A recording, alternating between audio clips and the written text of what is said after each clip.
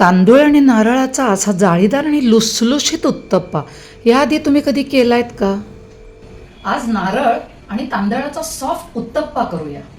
2 भांडी रोजच्या वापरातले तांदूळ आणि 1 चमचा मेथी कमीत कमी 4 तास किंवा रात्रभर धुवून पाण्यात भिजत घालायचं. त्यामध्ये वाटताना आपल्याला 1 भांडं भरून ओलं खोबरं लागणार. तांदळात थोडं पाणी घालून असं बारीक मिक्सरमधनं वाटून घ्यायचं. खोबऱ्यामध्ये पाऊण भांडं पाणी घालून ते सुद्धा वाटायचं.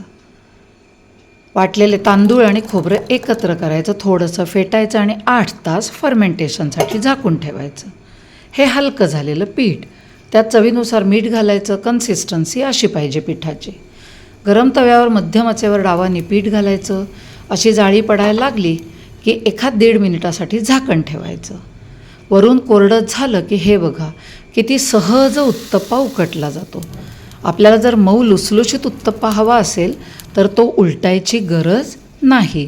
वरच्या बाजूने अजिबात कच्चा राहत नाही. याच्यासाठी टोमॅटोची चटणी केली आहे.